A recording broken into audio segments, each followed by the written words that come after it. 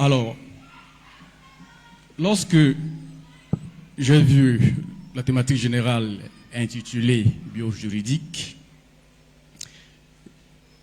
j'ai réalisé que lorsqu'on parle de biojuridique, il s'agit du vivant saisi par le droit. Et puisque le droit est donc au centre de ces échanges, mais que je suis politiste, je convertis conceptuellement et je me retrouve en train de penser le droit dans une perspective marxienne, pas marxiste, comme un instrument de pouvoir. Et si le droit est donc un instrument de pouvoir, je traduis encore dans la terminologie qui est la mienne, pour me retrouver avec biopouvoir à la place de biojuridique, ce qui m'amène à vous proposer aujourd'hui une conversation sur le pouvoir qui s'exerce sur la vie. Alors, si je vous propose de parler du pouvoir qui s'exerce sur la vie, je vais au bout de ma conversion conceptuelle en adaptant ou alors en choisissant de manière que j'espère judicieuse l'objet social qui va permettre de dérouler la conversation. J'ai donc choisi un objet social totalisant. Un objet social totalisant qui va me permettre de me décaler un peu, sans pour autant être hors jeu, des interventions des panélistes qui se sont succédés ici avant moi. Vous aurez remarqué qu'ils se seront concentrés sur l'homme, sur l'individu, ayant donc choisi de parler du pouvoir qui s'exerce sur la vie. En congruence avec cette orientation, j'ai aussi fait l'option de vous entretenir sur une problématique très importante dans le monde contemporain, caractérisée par la mondialisation, c'est-à-dire la problématique de la faim. La problématique de la faim, la problématique de la sécurité alimentaire. Vous aurez compris que je vais me diriger vers la question de l'agriculture en me focalisant sur les organismes génétiquement modifiés qui ont l'avantage de porter l'intérêt sur le règne animal et sur le règne végétal. D'où la proposition de communication que je vous ai faite en termes de jeu et enjeux des politiques législatives biotechniques autour de l'insertion des organismes génétiquement modifiés dans le secteur agricole en Afrique noire. Ce sujet me paraît digne d'intérêt dans la mesure où, combien de fois on ouvre la télévision le soir sans qu'on se rende compte, soit dans les documentaires, soit dans les journaux télévisés, qu'il y a des images d'une Afrique affamée qui sont inscrites au menu des reportages.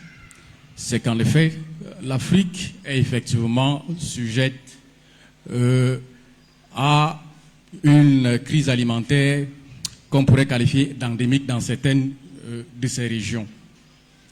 Et l'une des solutions qui s'est offerte depuis près d'une trentaine d'années aux États africains, c'est d'appliquer les biotechnologies à leur agriculture. Ce qui m'amène donc à me poser la question de savoir quelles sont les orientations des politiques législatives biotechniques, végétales, quelles en sont les finalités et les enjeux pour l'Afrique. Voilà la question qui constitue la matrice de notre réflexion.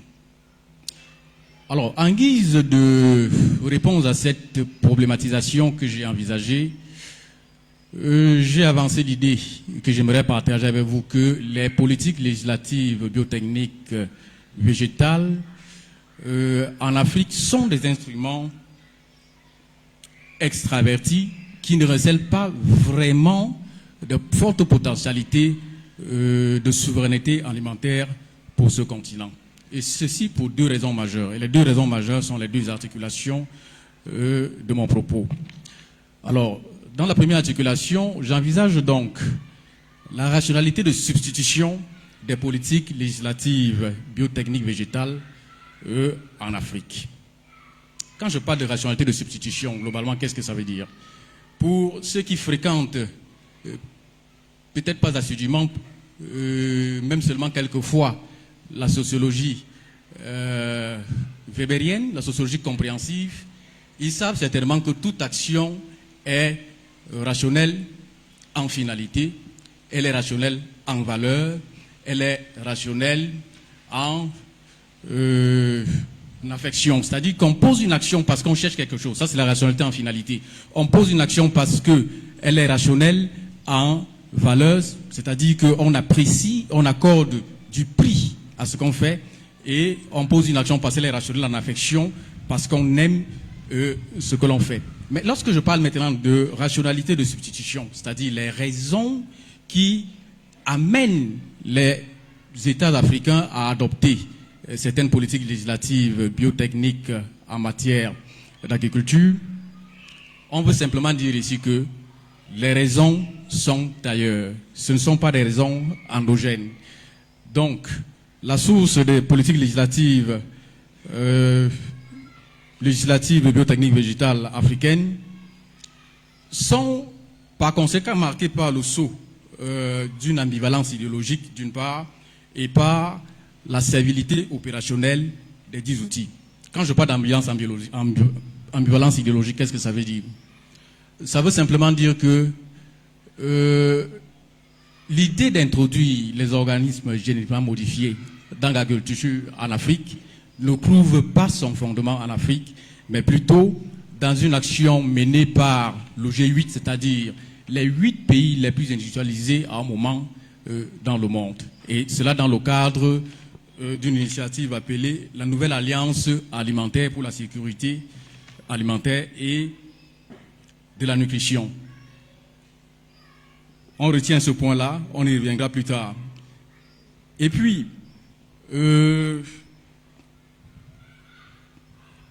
on a donc le fait que les Africains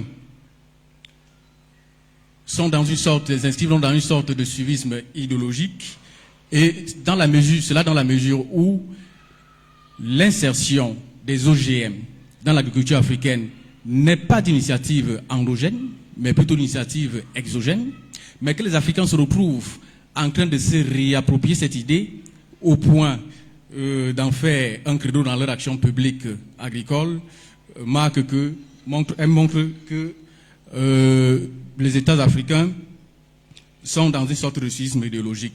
Par exemple, alors qu'il y a des voix qui s'élèvent au nord même contre les OGM, on a le Nigeria qui estime que ce pays ne pourra atteindre l'autosuffisance alimentaire que moyennant une insertion absolue des OGM dans la culture, notamment les semences améliorées, l'utilisation des semences améliorées par les paysans nigérians. Le Bénin tout aussi se montre plus royaliste que le roi lorsque le ministre du développement technologique béninois avance devant les médias que la biotechnologie est une science et que, en tant que telle, le Bénin a le droit et aussi surtout le devoir de l'utiliser dans le domaine qu'il estime prioritaire, et en l'occurrence, c'est l'agriculture. Vous voyez donc que les Africains sont dans une sorte de suivisme idéologique qui aboutit à la servilité opérationnelle des politiques législatives biotechniques végétales en Afrique. Pourquoi est-ce qu'on parle de servilité? On parle de servilité en s'appuyant sur 2 points. Le premier point, c'est que les politiques ou alors les instruments législatifs qui sont élaborés en vue d'encadrer l'insertion des OMG dans l'agriculture en Afrique sont élaborés en grande partie par l'expertise occidentale et notamment les experts qui viennent des agences de standardisation comme le FAO, comme le FMI, comme le Programme des Nations Unies pour l'environnement. Or, toute science est idéologie, toute science est idéologiquement informée. Lorsque ce sont des experts externes qui élaborent ces outils qui vont encadrer l'insertion des OMG dans notre agriculture, dans quel intérêt est-ce que ces experts étrangers travaillent? Dans quel intérêt est-ce que ces experts étrangers travaillent? Alors,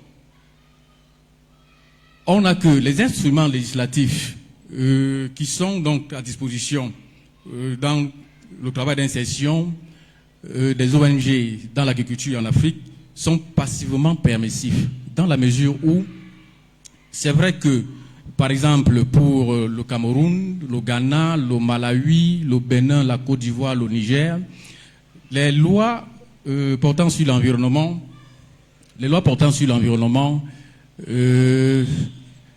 édicte un certain nombre de mesures, mais ces mesures ne sont pas toujours mises en œuvre dans la mesure où les décrets d'application des lois sont toujours attendus. Et le résultat est qu'on aboutit à une sorte de biopiraterie parce que les entreprises étrangères qui sont promotrices des OGM et notamment les semences améliorées introduisent ces semences dans les pays africains par contrebande. Alors, là, c'était la partie qui concerne le jeu des acteurs. Et vous voyez que les acteurs occidentaux sont prédominants. Si nous nous intéressons maintenant aux finalités, cela nous porte à la deuxième articulation de notre propos, où nous sommes amenés à voir que les politiques législatives biotechniques extraverties que nous avons en Afrique dans le domaine des OGM aboutissent à une potentielle déstructuration du secteur agricole africain. Et cela pour deux raisons. Première raison, on aura une mise sous dépendance occidentale de la production agricole africaine parce que, figurez-vous que les entreprises occidentales, notamment américaines qui produisent les semences améliorées, ne les mettent à disposition des paysans africains, paysans à petit budget, moyennant des brevets. Or, les brevets coûtent énormément cher, ce qui fait que le secteur agricole se trouve déstructuré. On va comprendre davantage avec le deuxième point qui porte sur l'impensable souveraineté alimentaire en Afrique. Alors, si les paysans africains qui ont des petits budgets, qui cultivent des petites surfaces, mais qui cependant contribuent abondamment à la souveraineté ou alors à l'actualisation de la souveraineté alimentaire en Afrique, sont confrontés à l'écueil de la brevetabilité des semences, cela les met face à deux problèmes. D'abord, ils ne peuvent pas acheter ces brevets qui coûtent très cher. Et deuxièmement, les OGM, c'est-à-dire les semences améliorées, sont caractérisées par le fait qu'on ne peut les utiliser qu'une seule fois. Et une fois qu'on a utilisé la graine, on ne pourra plus la prendre, on ne pourra pas en récolter le fruit pour planter la graine. Le résultat, c'est lequel? Le résultat, c'est que chaque fois, il faudra se tourner vers les firmes occidentales qui vendent les graines et on n'aura donc plus d'insécurité alimentaire qui va s'installer parce que les paysans africains ne pourront plus produire. On aura la disparition des espèces, n'est-ce pas, traditionnelles dans la mesure où actuellement on est en train d'inciter les paysans africains à ne plus échanger les espèces traditionnelles, à ne plus conserver les espèces traditionnelles qu'ils ont entre eux. Et au final, on va aboutir à quelque chose qu'on peut conceptualiser en termes de biocolonisation que nous proposons aussi de voir comme une modalité opérationnelle du néocolonialisme de l'Afrique par l'Occident. Alors, en guise de conclusion, nous avançons quelques propositions. La première proposition intéressera certainement ma copanéliste de droite, Madame le professeur, qui est dans les sciences végétales, nous a-t-on dit.